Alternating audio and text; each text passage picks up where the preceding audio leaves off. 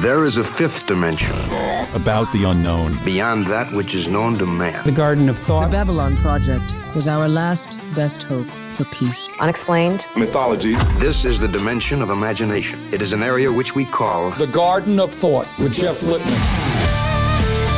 Eventually, our sun will grow cold and go out. You're listening to something much bigger, something hidden in plain sight. It won't just take us. It'll take Marilyn Monroe and Lao Tzu and Einstein. All of us was for nothing unless we go to the stars. What you're about to learn will completely change the way you experience your mind, your thoughts, and yourself. Let's make sure that history never forgets the name. The Garden of Thought. Welcome, everyone, into another exciting episode of Garden of Thought presents the Gospel of Thomas. And we are here this week, a real treat, with the A-lister herself. No, not the Miz. From the A Show with April Hunter, we have the aforesaid April Hunter. How are you? I'm doing well. Thank you for having me on. Thanks for saying yes. And before I forget, and I wouldn't forget, but I want to put it right at the top, we have to give a big shout out to Big Ray Hernandez, who connected us and helped to put this together. Ray, we love you so much. In that three-letter word that you love so much, yes, scream it out loud and post it in a GIF or a GIF, whichever you prefer, because it's true. It's in the Colin Y song way. So, and we also have with us, of course, it's the Gospel of Thomas. So you've probably figured out by now who it is. That is our man, Mr. Thomas. What is going on with your sort of faded lavender sweatshirt there? Hear ye, hear ye. This is an oversized sweatshirt. I don't know why you're bringing it up. This is an audio medium, and no one can actually see this, but it was labeled as oversized, but it fits me just right. Because so it's my comfy lavender sweatshirt that I like to wear when it's freezing cold here in Tampa, Florida, as April Hunter would know. It's a brisk 63 and breezy today. I just got out the hot tub, so I'm just trying to recover and stay alive, Jeff. But we're here. I'm loving it. I love this weather. I'm trying to soak up as much cold as we have, if we are being blessed with right now, because the heat is coming. And it's coming quick. It's going to come, and it's not going to go away. I'm a cold weather animal myself. So today is actually St. Patrick's Day as the day of recording. This will probably drop in about a week afterwards, and we got fun stuff for you in between.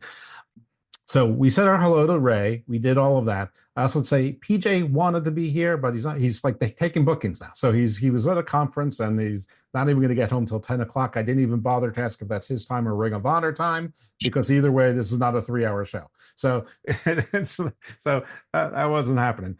All right. So I know. I texted him and razzed him. Good. Please do. Please do.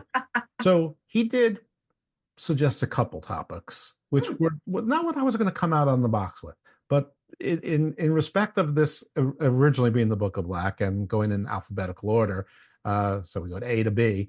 He asked me for you to discuss with you your journeys and adventures with psychedelics.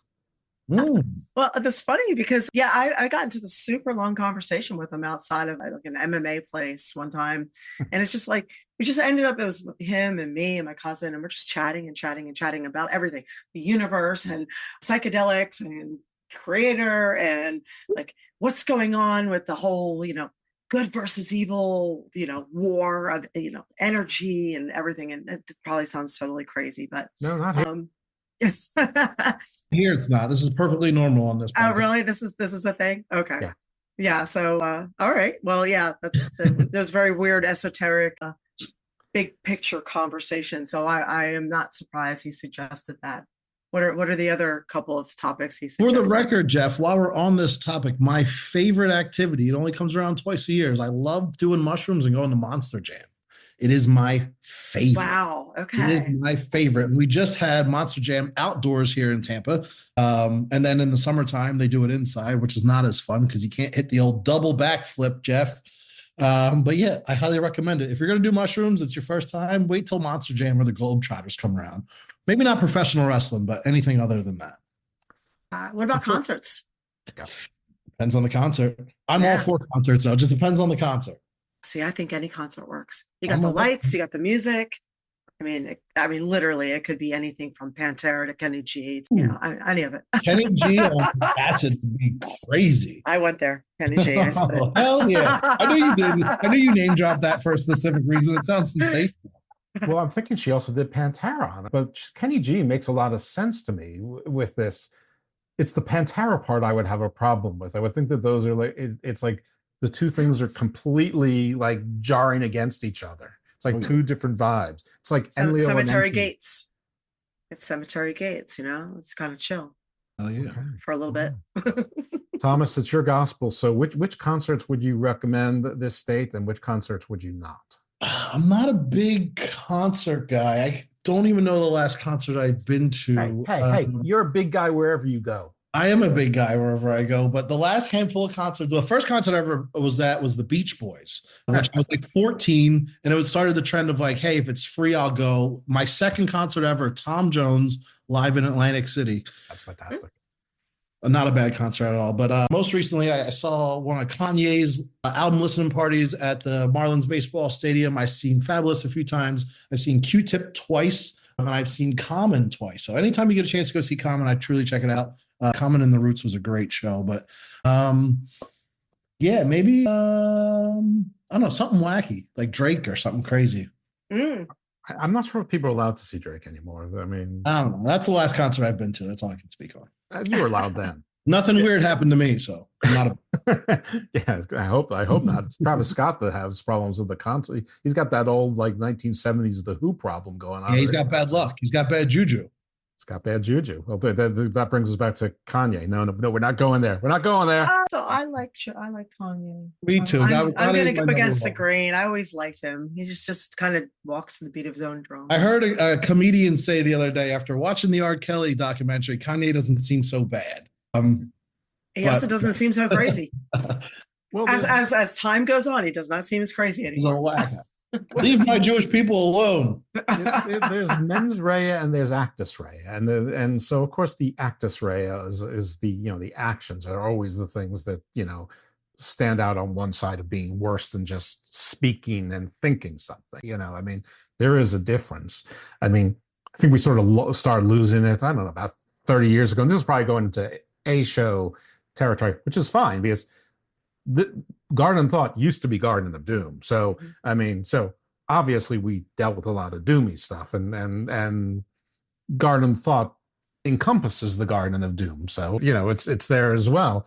But at some point, like people started talking about probably around the same time that kids got timeouts and people had safe spaces and, and people were saying words are violence. And I mean, sticks and stones can break your bones, but words can never hurt me is what I was raised with. I'm not saying it's stuck. I mean, my feelings have been hurt when I had feelings. 56 now, they've been sanded off. But anyway. That phrase also was invented before the internet came out. And people had a word and a bot face to hide behind. So that phrase, I don't know if that holds true now in the modern times. Yeah, words do hurt. They can, but violence is different. That is true. That's 100%. Yeah, I agree with that. I'm not sure if words hurt so much as they create your reality. So I think there's a reason why words, it's called spelling and TV is television and it's called programming. So I think words actually, the way they're used and the way we think and the way we use them, that we actually create our realities. And this is something I don't think that I think I don't think that we're fully aware of it. I don't think we're aware of the mental powers that we have, of the mysticism that we can tap into. I know I might, like I said, I might be sounding a little strange and esoteric and weird, but I do think that our words carry a lot of weight. So, and I think that they discounted that by saying sticks and stones will, maybe break my bones, but words may never hurt me. But your other people's words might not hurt you, but your own thinking may devastate you. Mm-hmm. Oh yeah. Being our own worst enemy, that there's nothing new about that, I'm sure. Yeah. And people who, aren't, sometimes are the leaders of the world for better or for worse, because they just forge ahead. And even some of them have doubts. So, Yeah, that I don't know. I don't know why I started with that whole words mean violence thing, but it was interesting that you said, I've spoken to a lot of people who are talking about witchcraft and black magic and things, and they say there's a reason why it's spelling because it's casting a spell. And I always say, well, that makes a lot of sense, except I'm pretty sure that there were witches before there was English. So, now that doesn't mean that the word spelling didn't derive from casting a spell, but it doesn't mean that it does either. So, I certain things sound good or sound really deep, and then sometimes they don't really survive the scrutiny of the depth. I mean, sometimes I do it all the time, by the way. I retrofit my theory into a set of facts. I mean, I don't go full Graham Hancock, but I can. Like I'm empathetic to that. I can do that. I'm more of the Van Daniken than the Hancock, but that's a distinction I'm sure April understands. Thomas maybe does, but hopefully is mercifully not immersed in that. But it's inevitable, my friend. The longer you know me, we will get into that. The other thing he asked me, which is in the same vein, is medicinal mushrooms, because I know the PJ big on the medicinal mushrooms and alternate medicine. He said it on the show as though he went to Mexico to get the stem cell treatment on his knee, and he said like within 24 hours he felt like 500% better. You're asking me? I am, yeah. Okay. Sometimes my question. Yeah, I know. I have a lot of thoughts on that. Okay, first I'm gonna challenge you on the spelling thing for a second. Please. So, being as though English is a newer language than some of the other, everything from Aramaic to Greek. So, of course, witchcraft that was there previous to that. So, when the occult meaning of a lot of the words, the root words, when English finally came around through Germanic languages, maybe that is why we decided to call it spelling, because of could be what it was. Maybe it was reversed. Yeah, we recognize it for what it was. I 100% recognize that as a possibility. I just can't say it as. I just want to put it down there as an axiom. I think it's a perfectly reasonable theory. There might be someone who knows. I doubt that there really is, but if there are, I probably have them in my Rolodex. I should probably ask someone about that, because I've got to say I probably would ask like Professor John White from Crackenford, and he's a Indo-European specialist, or Professor Michael York, who is as well. They're both in Europe. But anyway, so the Thomas, Medicine. I wanted. So actually, I have a question for April. Is this the first show that you've gone like 5, 10, 15 minutes without somebody asking you about the NWO, like right in the beginning? Maybe. Yeah, maybe. And this might be the only show that if we ask you about the NWO, there might be a little bit of question whether we're talking about the New World Order or the New World Todd Order. Hall, Kevin Nash and Hulk Hogan, for life, New World Right. Order. That's actually pretty funny. My NWO story, real quick. I'm a frequent traveler to Mexico, Playa del Carmen to be specific. If you're looking for a little vacation town, cheap plug. I don't get paid by the Mexican government, but I just so happen to be wearing one of my like old cut-off beach shirts, just a regular NWO black and white, brother. Dude comes up to me at breakfast and he's like, "Is that like NWO, like the New World Order?" And I was like, "No, bro. It's just when Hulk Hogan turned bad guy in like 96. It's not that serious. Like, relax." In a third world country. So just like, that is not, does that look like what I'm portraying here? No, brother. It's too sweet. Let me go. This is the only time that my two crazy worlds combined where I'm just like, I know what you're saying, but like, bro, I'm on vacation. Leave me alone. Yeah, you got to love the Great Awakening, huh? Insane. And speaking of that, medicinal mushrooms, like you asked earlier. I think this is amazing. I think psychedelics medicinally is amazing. It's a shame that it's not being more widely spoken about. So I've spoken with Justin, and he knows. This is probably why I suggested it. I have bipolar disorder, which has been stabilized since 2011. And I found that the stabilizing medications, after a while, your body kind of gets used to them. Mm-hmm. So what I started adding in was microdosing to help with that. And I thought it was crazy at first. My friend's sister told me she got off her medications completely and was only microdosing. And at the time, I didn't know anything about mushrooms. I mean, I was like, how are you using a psychedelic to stabilize yourself? This just sounds completely, you know, like it just, you know, like it would not work. Sounds like super far-fetched. no, it sounds like it would be the complete opposite of stable using a psychedelic. But she's the one that first put the bug in my ear. And then I was staying at an Airbnb and I met a young man who was talking about, this is what really did it. He was in town doing all the repairs after a hurricane. And he was talking about how his friends were self-employed and they were having all these amazing breakthroughs all the time. They were very creative. They're coming up with all this really amazing, unique stuff. And he thought it was just because it was a husband-wife super team creative thing. And they're like, no, man, we microdose. So he started microdosing. He's like, and now I have all these breakthroughs. I can see things, ideas come to me. You know, it's like it opens up a pathway that was blocked before. And I was like, okay, that's it. I'm trying it. So I'm like, that's it. I'm trying it. And then, you know, so the combination of being further stabilized and then also having whatever might be blocked opened up so that you can see more, feel more, have more creativity, have more ideas come to you. That was very appealing to me. And I have to say, I think it's everything that people have said. You are not wrong. I know someone else who suffers from things that are similar, and she uses that was suggested by her from I don't want to use the term. He's definitely a therapist, but I'm trying to think of that without life coach. Someone who just thinks outside the box a little bit. So it was one of those things. I highly recommend it. This is Jeff. You're not going to like this because I'm going to give out a free plug for someone who doesn't sponsor us. But I've heard a lot of people mention that they're unsure about ordering things from the internet. I can personally recommend Schedule 35. They do not pay us, but if you look up Schedule 35, they are highly recommended. The reviews are good. Shit comes in the mail. It is real and legit. So anyone that's looking to kind of venture out and maybe microdose a little bit with mushrooms, definitely check out Schedule 35. Unpaid plug, but I'm just trying to help the people because sometimes the internet's a scary place. Yeah, and a lot of people are angry too. And that is the main thing I've noticed with mushrooms. They make you happy. Yeah. So they break your mood. So if you're angry, if you are dealing with fear, if you're dealing with anxiety, sadness, sadness.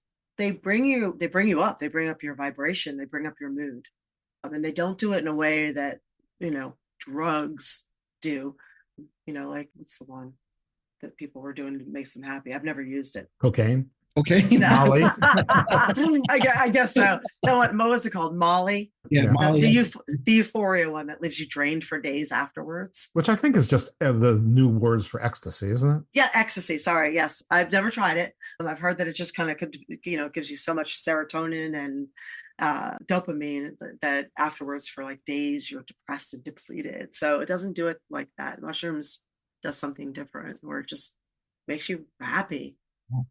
Well, a plug for a prior guest of the other show that's on the Garner Thoughts. It's one of the more recent shows. It was called the Church of the Mushroom, I believe. Anyway, there was these two women, and they actually got 501c3 church status for a church in Colorado, which is based around psilocybin and mushrooms, and like one of them has a background in medicine. She's absolutely not practicing under her medical license. I'll make that crystal clear, but you don't erase one's head and expertise with this. So they have a support system. So if you do want to try it and you don't want to try it alone, you may want to check out that show and look at the link. And, I think you can get a lot of information for free.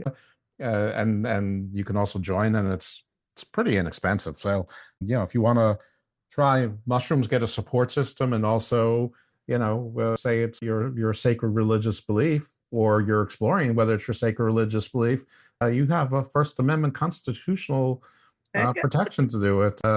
Apparently, the Native Americans with peyote couldn't do it in this Rastafarian. Yeah, but it get some white folks doing in Colorado, and now the First Amendment is strong. So I guess sometimes white privilege can work for everybody, says the white guy. So anyway, and maybe the whitest guy. Well, me and Seamus. All right. So I actually do want to talk about the NWO a little bit. First of all, either of them, but wait, we can't talk about Carmen Electra's naked wrestling real quick though. Yeah, you have my attention. In the list of things we should discuss. Anyway, we'll get to that later. No. I just Carmen doing my research. You know, you're not supposed to do your own research. Everybody knows that. He does. He's our research producer. I'm just talking trash. Carry on with your No. You don't get to throw at Carmen Electra's naked wrestling or whatever. Doing my research, I came across that there was a show called Carmen Electra's Naked Wrestling. That is the extent. For some reason, I was at the peak of my horniness when this show came out, and I didn't know about it. So, where was this show? How can we see this show? Did anyone see the light of day? Were you paid? What was your experience? Was Carmen Electra there? Was everybody naked? I know that's a lot. Yes. Yes. Okay. Okay. It was how do I put this? It was a venture put together in Toronto, Canada. Ron Hutchinson trained the wrestlers.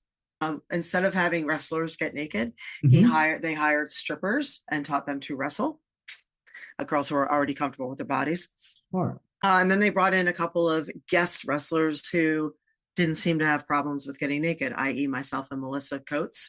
I think there's maybe one or two others. Jimmy Hart was my manager. Jimmy Hart not naked or naked? Yeah, I was.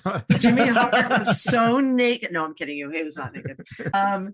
Yes, it was totally nude. It was a situation where if you were live in the audience, you probably saw a lot more than the pay-per-view. The pay-per-view, everybody people that were filming kind of cut away. There was no spread leg shots, so it was more of a Playboy style wrestling. The weirdest thing with it was there was no clothing to adjust. So as a female, you are constantly in the ring after things, before things, adjusting your clothing, making sure you're not popping out, fixing this, pulling this down, fixing that. It was weird and oddly freeing to wrestle naked because there's absolutely nothing to adjust. You were just wrestling. So I guess the Greek and Roman way. The way the heroes did it. The way they originally went, You meant to complain about wrestle. hooking the tights, I guess. It's all good. The way Kronos intended it. Yes, Those are all my questions. We can go back to never talking about this subject ever again. Yes, Carmen Electra was there. She was. It was strictly pay-per-view, I imagine. I believe so. Yeah, and they took really good care of us. It was one of the bigger paychecks I've ever gotten. Nice. We were in Maxim, Penthouse. Everybody was safe and secure. Nothing weird. No creeps. Fans were just the normal wrestling fans, just at a different wrestling. It was probably wrestling fans and like stripper fans, like a combination of the two. Carmen Electra she was the MC for it all, so she did come in and do it. So yeah, no problem selling tickets to that show. I don't care what they say. No, it was. I broke my nose on the run through the night before, or I had my nose broken. Oh, Annie Social was there also. Strippers working stiff, or Melissa was working stiff.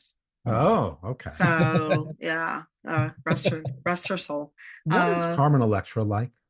She's very, very tiny. Really? Very, very, very tiny. I'd met her before in Las Vegas when she was hanging out with Dennis Rodman. I'd seen her. She was at my gym when I was living out there. She's a tiny little thing and very nice, friendly. She is trying to make a Twitter like renewal of fame. Like she is all over it. She's on my feed constantly, and I don't know why. I mean, if it was 1997, I totally would understand why. Because I mean, that was my jam. I'm like, I'm like 28 or 29 then. I mean, I'm probably too old to be watching Baywatch, but of course I was watching Baywatch. So is anybody ever too old to be watching Baywatch? I mean, that is an excellent point. And and I probably never missed an episode of 90210 or Melrose Place. So I don't know or Wise Guy, which was on afterwards in Baltimore anyhow. Anyway, so Carmen Electra, she was in that line of succession of like, the absolute, like, hottest woman in the world for Oh yeah, right there with Pamela Anderson and Yasmin gosh, Belew, Jenny McCarthy, all that era. Nicole yeah. Sheridan, the whole thing.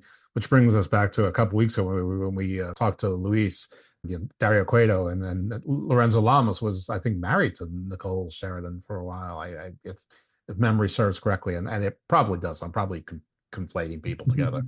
All right, so we got that out. So let's go to the regular. Like, how did that emerge with WCW? Like, who calls you? Is it Bischoff? Was it Jimmy Hart? Was that the prior connection?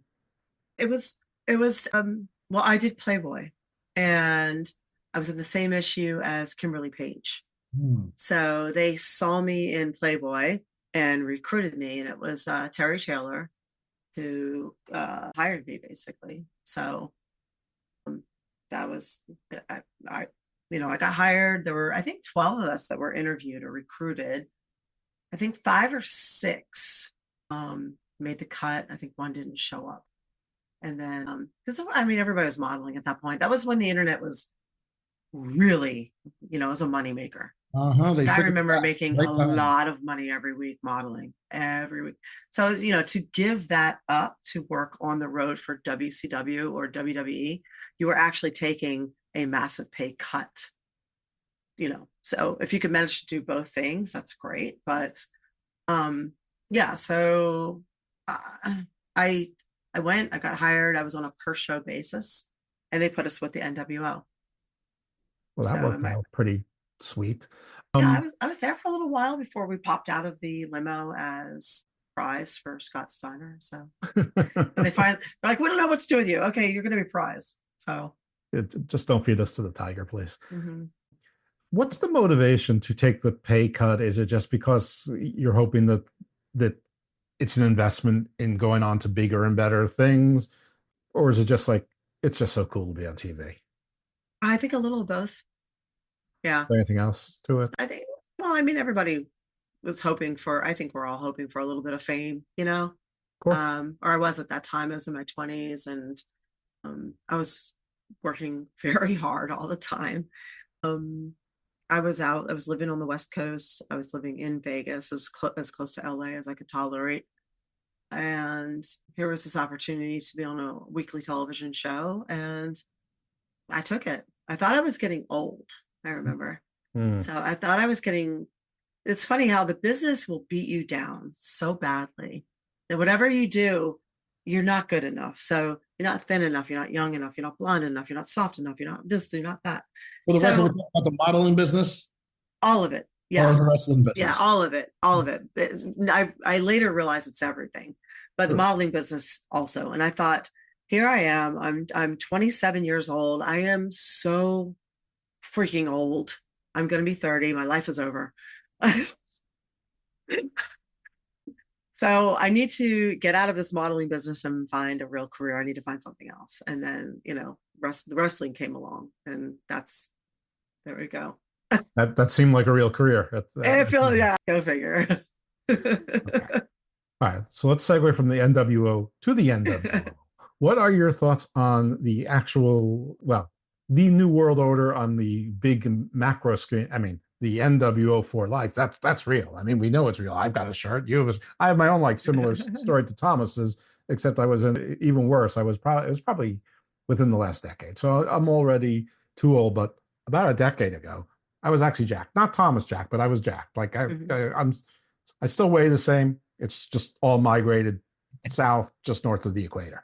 Anyway, so it built fast, it sunk fast. Anyway, so I'm in some store in the mall. I don't know. It's probably a Hot Topic or something like that. Well, like a skateboarder shirt place, but they also had t-shirts, comic book shirts, wrestling shirts, things like that, too old for me, but I'm going through a midlife crisis at the time. So what do I know? And I'm wearing my NWO tank top. And back then I had muscles, so it wasn't embarrassing to be wearing a tank top. And the girl, and she was a girl, was probably a teenager, part-time job after school or whatever, says to me, I believe in that, And I'm like, kids are getting smarter. Right. And then I realized, I'm like, that's what I thought. I'm like, first of all, I'm like, isn't she too young to be knowing about either NWO? I'm like, I'm like, this is just a wrestling shirt. It's just a wrestling shirt. She's like, oh, well, I believe the big one. I'm like, okay, good, all right. I'll take this shirt. By the way, April, this shirt probably was bought around the same time that you were being gifted to Scott Steiner. That's funny.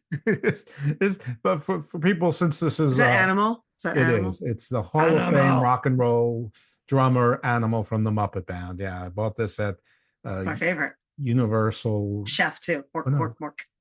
It was Disney, obviously. It was the islands of Disney, wherever when they first opened up, they had business conferences there all the time. They probably still do, but it was Noonan. They were also trying to sell you the timeshares to the Sarasota Springs or whatever, like mercilessly. And you almost did it. I didn't, but people almost did. A lot of people almost. I have a feeling a couple of them did do. You're out over there, Thomas? You okay?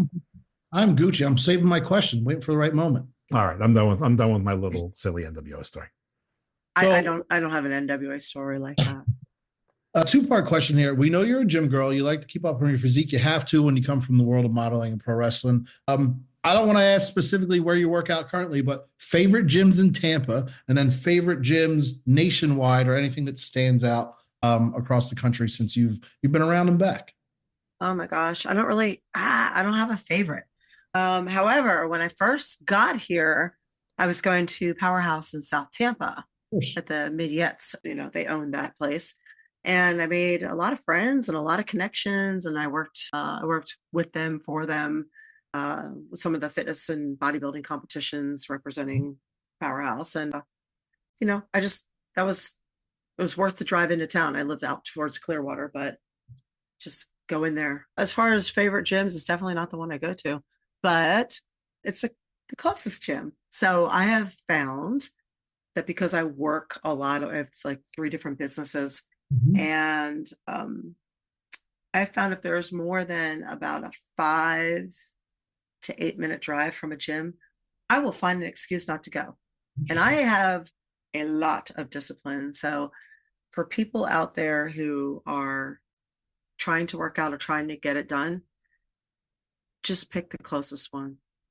That's wild, because the only reason I still have my LA Fitness membership is so I can drive to one that's 40 minutes away because they have old equipment. It's what I enjoy. Oh, like a real gym. I'll go out of my way for a different gym, or if you're, something that has like one of the old plate loaded, this, that, or like just anything that's just a little abnormal and not in my radius. And I'm downtown, so I'm still at Powerhouse, and there's a couple other good gyms down here, but I do like to venture off every once in a while. They moved. I thought they were like a Crunch now. There's a Powerhouse here on Hillsborough, and then the old school Powerhouse. The other one is still in North Tampa on Florida Ave. It's a little more jaily, if you'd like. It's still original 94 equipment, which still hits. So there's one like that in I want to say it's Safety Harbor technically, but it's Clearwater. And it flipped over from a Gold's Gym. It used to be Gold's Gym back in the day. And half their equipment is still old school equipment. And I love getting a chance to go over there for that reason. But I'm not going to drive across the way to go to that gym. You won't cross the bridge. No, I just need to go to the closest one. So it's just got to be close if I'm going to get it done.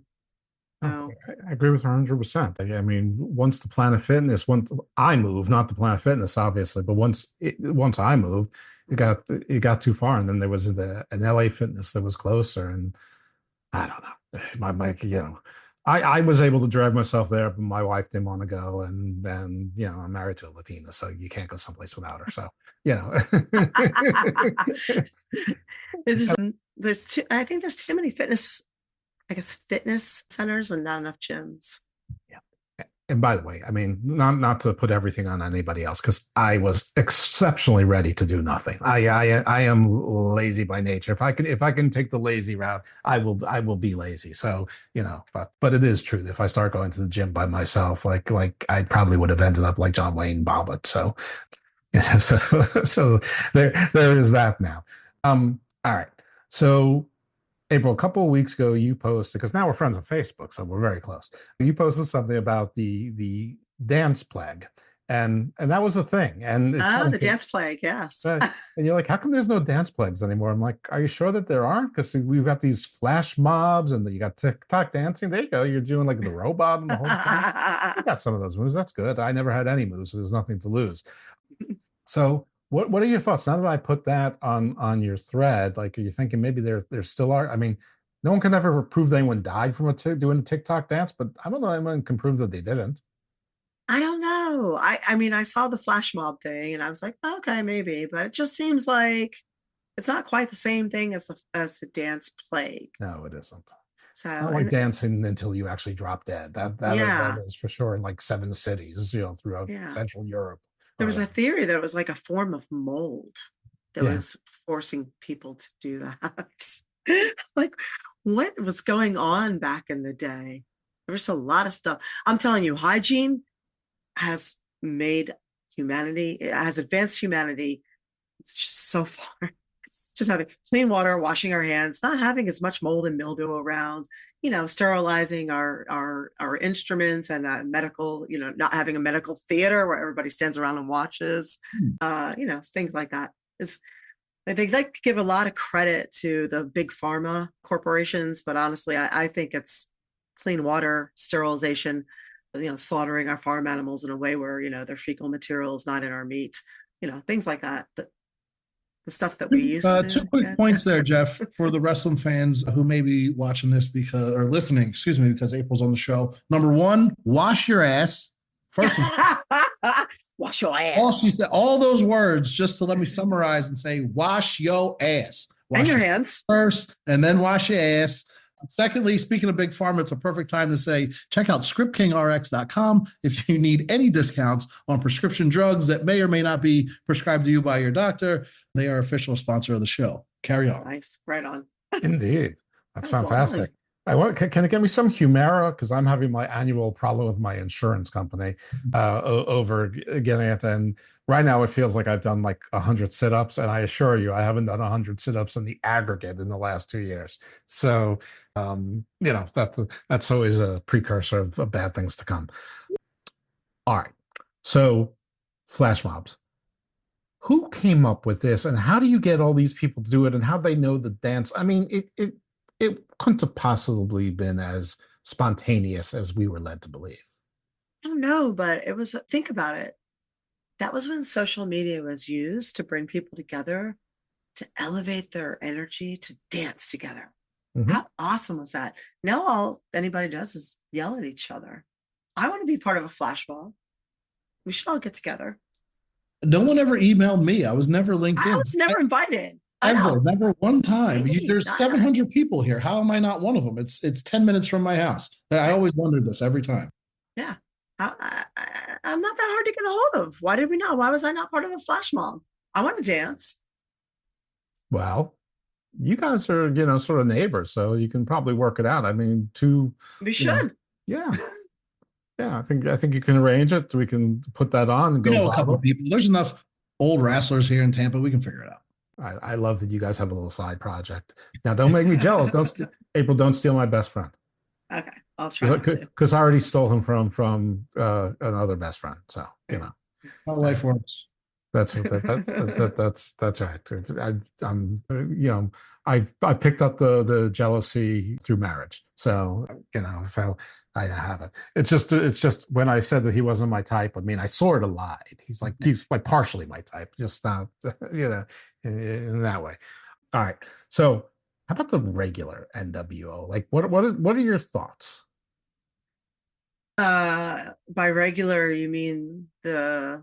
I mean the New World Order. I don't like mean the World Economic Forum. Yeah, I don't mean like Hulk Hogan, like Vanguard, State Street, BlackRock, Blackstone, Rockefeller, cabals. Yes, of course, the shadow government, all that stuff. What do I think? I think there's a globalist agenda. I've never seen all these countries get into lockstep like they did during COVID, and again with climate change. I'm not saying the climate's not changing. I'm just saying that I'm not so sure it's because of what they're blaming it on. So to see everybody get on the same page seems a little strange, and to implement the same taxes and fines and vaccines and, everybody, it's just nothing about it seems right. Most of the time, these countries, most of them don't get along so well. It's true. And they're happy to fight and war and bicker with each other. So I honestly think there is 100% a bigger picture here that most people are missing. I think COVID was the catalyst to change the way we live. I think isolation has been a big part of that, keep people isolated, keep us angry and emotional. I think it goes back even further than COVID. I think 9/11 was the start of all of this. They needed those laws. They needed that just cause to create those laws in order to start the ball rolling to get to where we are now. And then COVID was the catalyst to change how we live. And I think this has been a global agenda with each president or people that are in, the powers that be. I don't think a lot of them were elected. I think most of them were selected, installed. So, and the more reading and digging and picking things apart, the more this seems insanely obvious. And when people will sit there and it's just so cheap, they'll sit there and go, you're a conspiracy theorist or you're an alarmist or this, that, the other. That is the cheapest thing that you could say to somebody if you haven't actually done the work and done the reading and done the research and done the digging. If you haven't done it and you just flippantly go, oh, you're a conspiracy theorist, how would you know? How would you know? That's like calling somebody mute stupid when you've never taken the time to actually find out how much they know. Just because they don't speak doesn't mean they're not intelligent. If somebody wanted to start a journey on research, would there be what would be like the seminal writings or the seminal sources that you would, someone who had an open mind, or they didn't want to admit it to their friends or their family, but they wanted to read a book or listen to an audiobook or read an article, what would you point them to as being like the first one or two places to go? Oh my gosh. Besides the A Show. Of course, the A Show podcast. Of course. Because we do talk about some of this. So off the top of my head, two things come to mind. And I don't know if they're the right two things, but it's just the first two things that pop in. The first one would be to follow Redacted on YouTube. They're a in the middle news source. They kind of cover everything without too much of opinion, one side or the other. And the second thing would be to read a book called Word Magic by Pao Chang. And it goes back to the occult definitions of a lot of things. So you'll understand how things are being used, how you're being manipulated, how what you say and think matters, and how we're being brainwashed, basically. And if once your eyes are open, it's hard not to see what's happening. So Pineal gland. Yeah. Yeah. It's like it really is like the Roddy Piper, the movie he was in. It's like you put the glasses on and it's like you can see everything. And I yearn for the days sometimes when I didn't see any of it and I was stupid and ignorant and things were so much lighter and much, things were funnier and all that. But I think we all have lost something since then. And I'm not sure we'll ever go back to that anytime soon, because we're going through a very, very, very painful awakening right now. And I think we're living on two different energy levels, two different planes right now. And you have people who are elevating or in the process of elevating, or they're seeing things or they're awakening. And when you awaken, it's painful. People aren't telling you this. They're like, oh, the awakening is so great. It's not so great, okay? Because what's going to happen is you're going to leave friends behind. You're going to leave family behind. You're going to see them for what they are.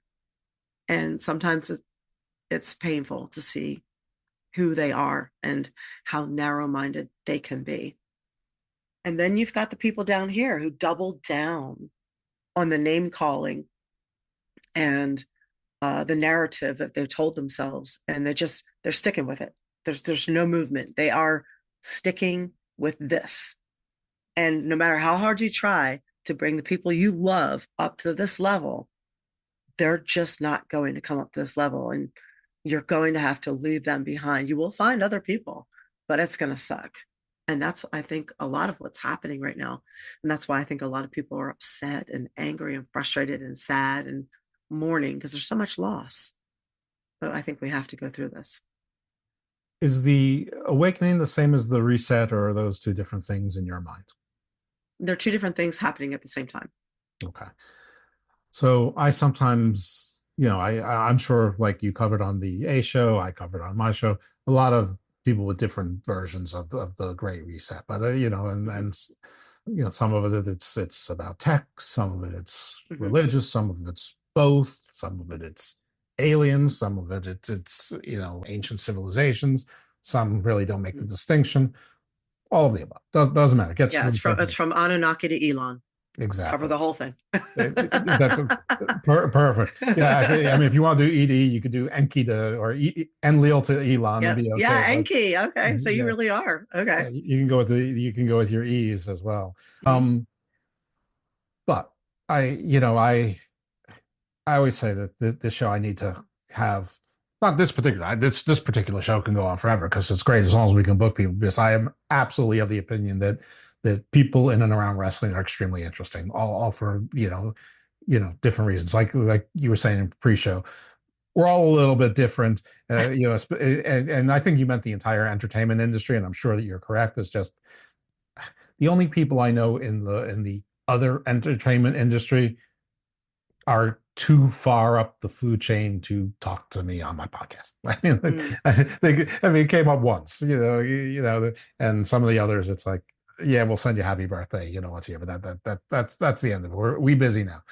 Anyway, the others are like, so I'm like, I got to make the other show last 4 or 5 years, because I've been told by between 2027 and 2029, it's going to be pretty obvious. So if I don't see a giant dragon with 7 heads and 10 crowns coming up, this show is either going to fold because there's nothing left to talk about, or there's actually going to be a dragon with 7 heads, coming out, and either I'm going to be saved or not. So either way, the show's ending at that point. Now, I actually, that's a little bit of a joke that probably isn't funny to 99 out of 100 people. I don't think it's going to be something that obvious. And years ago, I had somebody on named Leo Zagami. He goes by both. And the show, and actually George Iceman in TNA Wrestling, sort of came to the same conclusion at the end of the episode we did with him. And I sort of scoffed at what Leo was saying. Basically, he was saying, to make it short, is that Satan is the technology. And, literally Satan is the technology. And that's how he's going to get AI is the Antichrist. Right. And his solution was to, go to a more pastoral, simpler way of living and pray a lot.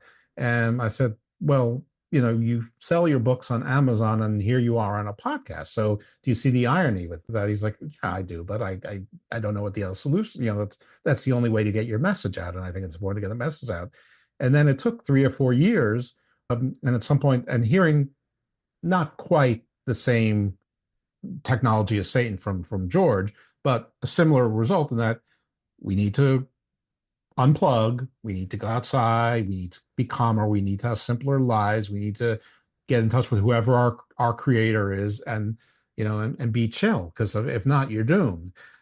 And also I look back at myself like, what Leo said, there was some stuff in there that I thought was maybe a little bit beyond, but his conclusion was the same, and it's not a bad conclusion. So sometimes you have to stop and listen to all the stuff that's easy, the red meat that's easy to get distracted by, and listen to the message, because at the end, the message, like what is wrong with that? What's wrong with being simplified and unplugged a little bit, and love thy neighbor, and remember what the golden rule was, and if you're Christian, remembering what Christ actually said, and if you're not Christian, what every other religion claims to sort of profess at its heart.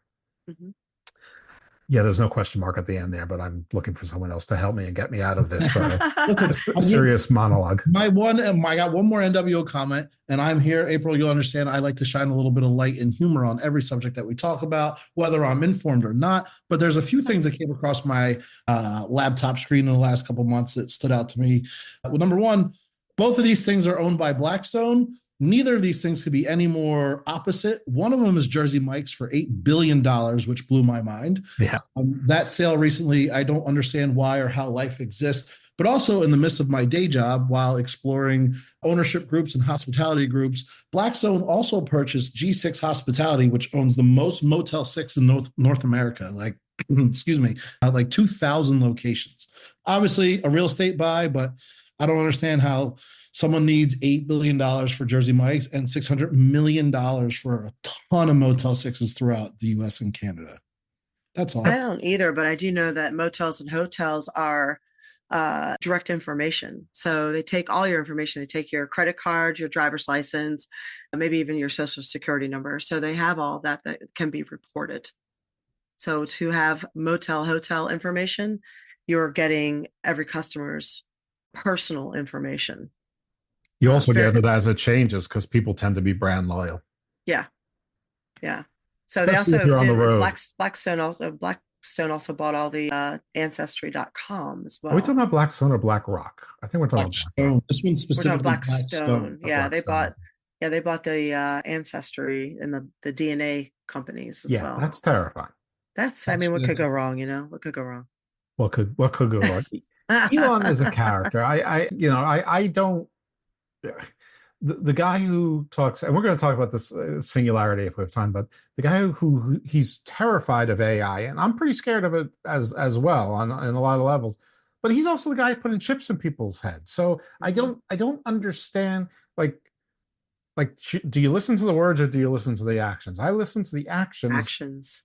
Now he thinks he can thread the needle, but he's not really that well spoken. So he's not that autistic too. But people, he's on the spectrum, so we have to give a little bit of room for that. My mom was a high functioning autistic. Sorry, I'm so tired. I'm bungling my words. So I did a lot of conventions this weekend, but yeah, she would speak like I am right now. So yeah, she would say the wrong things, and I see Elon doing it a lot. So. By the way, the convention you were at, were you? I mean, that green dress, was that like a poison ivy thing, or or it was just green for St. Patrick's Day? I was green for St. Patrick's Day, but I love to do a mashup of Jessica Rabbit in a lot of different ways. So I was doing St. Patrick's Day Jessica Rabbit. So yeah. In hindsight, that really should have been obvious. I mean, Jessica Rabbit for a cartoon. Jessica Rabbit. I mean. Top tier cartoon woman. Yep, number one. Number one. There's no number two. Put those ones top up. Two, and she ain't number two, brother. That's right. He gave Roman Reigns one fingers up. You two are in Tampa, so I want to hear from you. Let's bring it down a little bit now. I want to go to singularity, but now I think maybe I don't at the moment. Again, to futurisms and Ray Kurzweil and all of that stuff. Let's not for the moment. Let's talk about best, worst restaurants, Greasy Spoon, dive bar, nice restaurant. What's your best and worst of Tampa?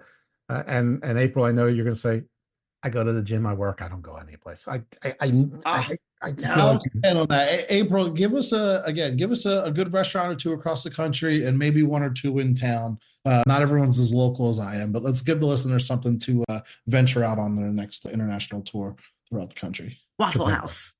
Everyone says Waffle House. Staple. Old reliable is what we call it. Waffle House.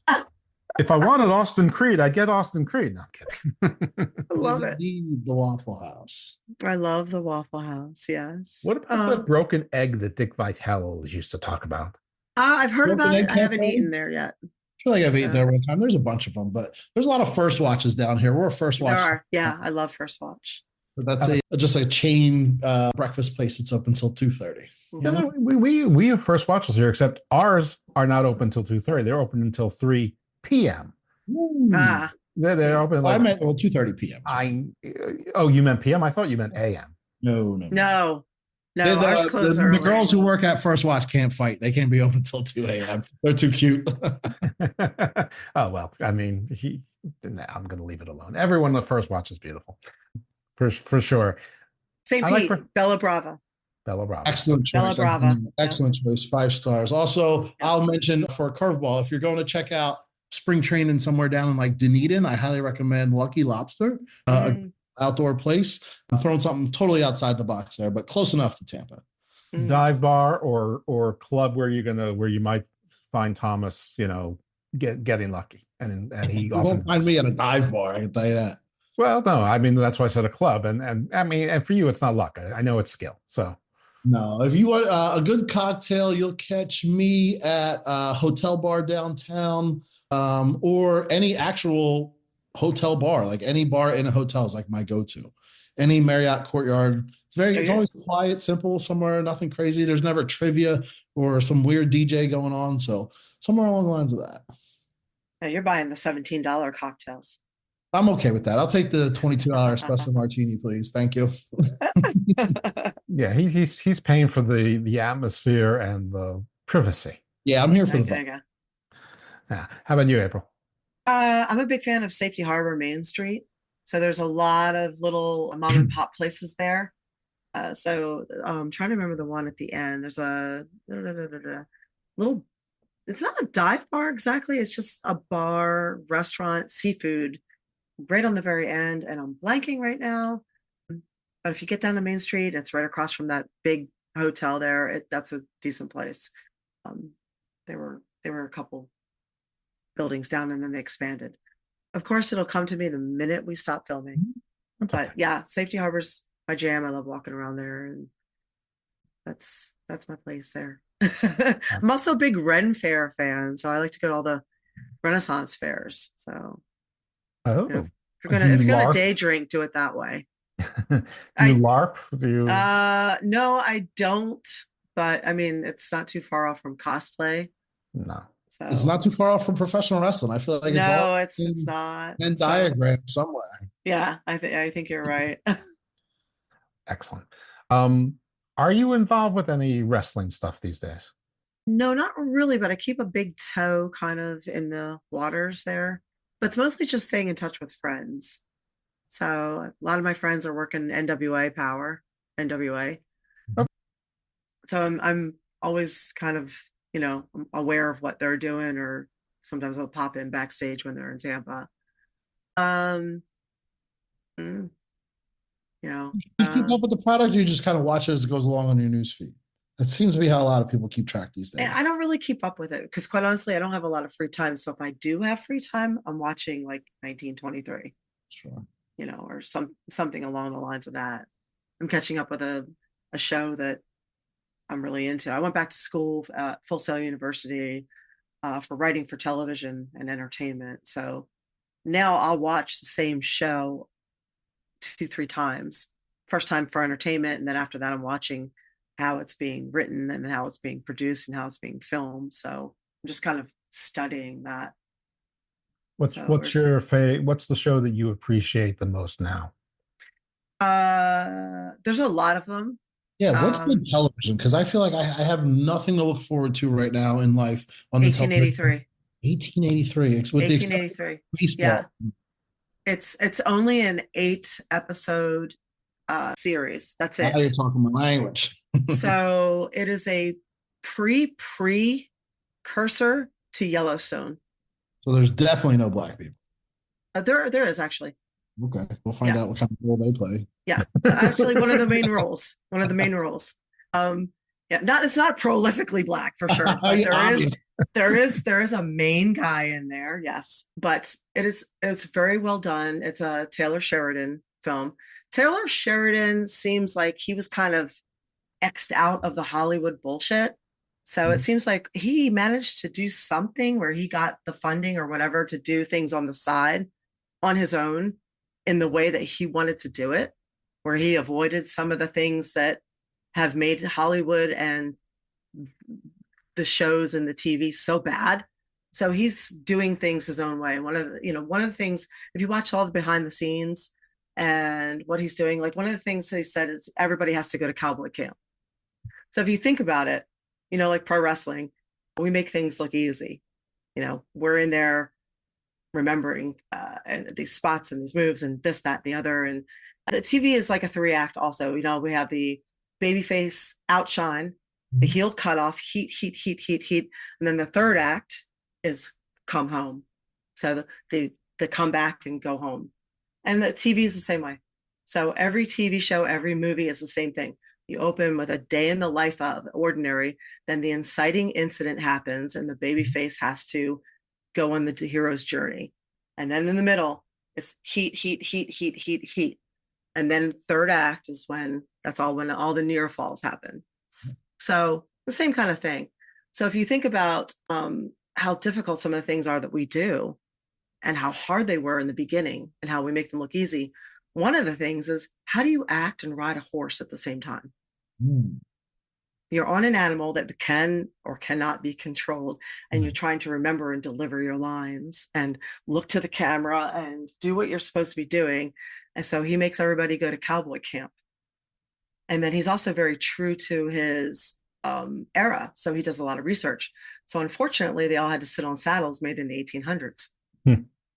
So, I can appreciate that kind of reality. Dedication to, yeah. I think he's got a bunch of good shows. He's, I think, Landman. Landman was a good one. Is the king of somethingville, but Tulsa. Tulsa Right. King. But there's also Tulsa one King. where it's with Jeremy Renner and Yeah. a really handsome guy from Friday Night Lights who keeps getting roles. I didn't see that one. Was it good? Yeah. And then he's got Lioness, which I hate Lioness. okay. So Lioness is sort of like the Sons of Anarchy of espionage shows, Right. But it's silly fun, and there's a lot of the same actors from Right.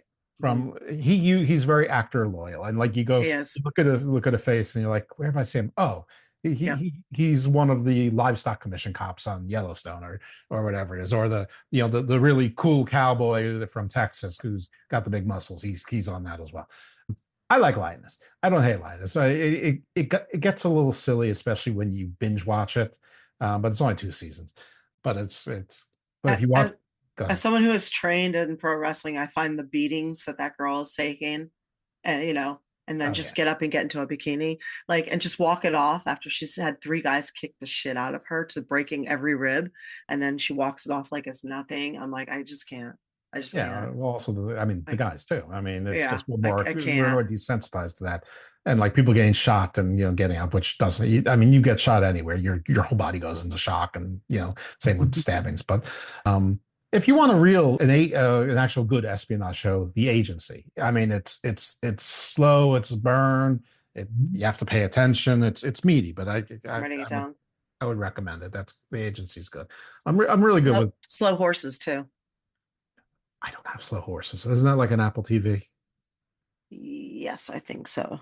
I refuse to pay for more TV services than I'm already I think paying it's for. free with your cell phone sometimes. Just check your ads on your cell phone. Yeah, but I'm the one who won't cancel after 30 No, here's the thing. No, here's the thing. Okay, we figured it out. This is one of the things we did on the A Show. We think that the fact that they're bringing back commercials into streaming is just such a disservice. Yeah, they tricked us. They did, because we had free TV, and then there were commercials, and then we could TiVo that, and we could just get rid of it. Now we're trapped. We're paying for streaming, and we can't even fast forward the commercials. So here's the deal, okay? You and 4 or 5 of your friends, you all get together, and each one of you buys the premium version of the channel, and then you put the other ones on it. That way, you're paying for one premium thing. You're adding everybody else, and then fuck these commercials. Great. It's the same TV club. For the people who are watching the current product, if you just simply just wait a minute or two, don't start Monday Night Raw from the beginning, pause it for a minute or two, and then start it, you'll also not get ads. So there's always ways around this. Just work smart, not hard. There you go. That's what Thomas always says. Work smart, not hard. That's my saying too. Work smarter, not harder. I do want to talk about futurism and all of that stuff with you, but I mean, we're going over an hour, and that's Thomas has things to do at the night. I don't. I have nothing to do. I mean, Raw was on in the afternoon, and I don't like watching a 3-hour Raw anyway. But maybe we'll circle back in a few months and have you on. And we can talk about the singularity and sort of AI and some of the terrifying things about technology, as well as some of the wonderful things. I too have very mixed feelings about big pharma, and that it's probably saved my life more than once. But there's other things going on as well. But yeah, so yeah, we can do a whole episode on pros and cons of big pharma and or AI, depending on how many people we need for that. I'm serious. You're not even joking. Yeah, there's some miracle drugs out there with big pharma, and thank God for that. There's some dog shit out there too. There's some stuff that I just don't understand. I had this conversation over this weekend with a nurse practitioner of, there's the metformin type of generics that cost $0 that have been proven to work for dozens and dozens of years and decades. And there's some new stuff that's just beyond questionable. And I'm not going to name drop or ruin anything because we need to build to the next episode, but you know where I'm at. I know what you're talking about. So, and there's also terrible, terrible side effects with the new stuff too. Long-term ones, crippling side effects too. Right. Here's something that a lot of people don't remember though, or don't recall or don't register, is that modern pharmaceuticals, this modern pharma that we deal with, is not long-term tested. It's really only been around for 100 years. We've only been doing medicine the way we've been doing it for 100 years. So the long-term tested medicine is the holistic way, the Asian medicine or the natural medicine, the homeopathic medicine that's been around for ages. Now, obviously, some of it works, some of it does not work, but we're talking about the stuff that does work. And that's been around for a very, very, very long time. But Rockefeller took all of that out of play, took all of that out of the system in the 1920s. So it's not profitable to have people getting better from weeds in their backyard, dandelion root. So, and then they went ahead and sold you on killing off all the weeds in your yard, which was your pharmaceutical. You had an entire apothecary out there, but now we just spray everything. And not to mention how sick you might get from the old weed be gone. And why everybody's dog's got cancer and is dying young. Insane. But Jeff, remember, with that being said, you don't have to trust all the drugs, but if you do trust drugs, specifically testosterone and dick pills, birth control, Plan B, it's all help to get you a little discount. Check out scriptkingrx.com. Present the discount card at the pharmacy during checkout, and they will apply the discount right there on location. If you're not insured, underinsured, or just have a vanity drug like one of the ones I just mentioned, please don't get stiffed at the counter. Don't pay full price. Get a discount. That's the future champion right there. The future champion. Dick drugs are important, man. Seriously. Absolutely. Speaking of miracle drugs, epinephrine and prednisone and dick drugs. Exactly. All the good things. April, plug your stuff. Where can we find you outside of the A show? Plug your stuff. I'm easy to find. I'm super easy to find. You can find me on Patreon. Patreon.com, April Hunter. That is where I'm the most active. You can also find me Twitter, April Hunter. Instagram, Real April Hunter. Facebook, Real April Hunter. So it's either April Hunter or Real April Hunter on the end of it. I am very easy to find. So, and the A Show, we are live on Tuesday nights. It's, Twitch, the A Show, or YouTube, April Hunter. And love to have people on there, live with us. And if not, we have a replay too. So I will check it out this week. Cool. Yeah, I have watched the A Show. I've watched more with Ray, of course. I'm friendly with Ray. So, but I've seen a few shows with in the modern iteration. You were doing solo for a little bit, then found a new co-hostess. So that's always fun. Yeah, that's my cousin. Oh, I didn't know Eva, that. yeah, and she volunteered to step in, and then she just stayed. Excellent. That's kind of how co-hosting works on these podcasts, isn't it? Sometimes. I am grateful that she stayed. Yes. I think he's talking to me there. I think he is. All right. Where do you want to find me? You probably don't, but if you do, you can find me on the X at Icarus Fell MD, or for wrestling nonsense and nonsense it be is at dose_evil, because I couldn't get evil dose for whatever reason. Facebook, just my regular name, Jeffrey Lippman. It's right there. Very average looking guy with a ridiculously beautiful woman who is actually my wife. So There you go. So yes, I'm getting a round of applause. Thank you. All right, April, can't thank you enough. It was really a pleasure actually finally formally actually meeting you in as close to real life as we get these days, which while it is part of the problem, it's, you know, it still was terrific. Great talking to you, very insightful as I expected. Thomas, always a pleasure having you on the old show with me. I know that I put you in the hammerlock and armbar and you're helpless against my mesmerizing, galvanizing voodoo that I put on you. April, thank you. It was a pleasure and an honor. It was nice meeting you, officially and unofficially as a neighbor. We will definitely link up in the future for sure. Yeah, that sounds good. We should do it again. What area of Tampa are you in, Thomas? I'm downtown, rooftop pool, all the near. Oh, you're at the fancy, expensive places where you're paying a fortune for 500 square feet. That's it. Exactly so, that's a nice area, though. He's got three of them. Nice. He had the walls taken out. He just took on the walls himself. He ran through it just like Mr. T in 1980. I like that area. That's actually really, really beautiful. The river's green right now, and we can talk about the poison green they put in our river and how it takes 15 days. They do the river green for St. Patty's Day down here. I'm not a conspiracy person. I don't think people are conspiracy people, but you can't tell me that this green foam that's supposed to disintegrate per 10/100,000th of square foot, it just belongs naturally in this river that lasts for 2.5 weeks before it dissolves. I'm not green when I shower, but I do have questions about this, and we'll tackle that next time. I didn't know they did that. Check it out. Chicago, Savannah, a whole bunch of places they do that. It's a nice visual. It's a little bit terrifying though. All right, everyone. Thanks so much for tuning in. If you're just here by accident, just subscribe to Garden of Thought anywhere, and you'll get all 3 of the shows, including this one. And I promise you won't be disappointed. And everything we've touched on, there's shows on it there. So thanks again to our guests. Thanks again to my co-host with the most, Mr. Thomas, future champion. We'll see you next time. All right.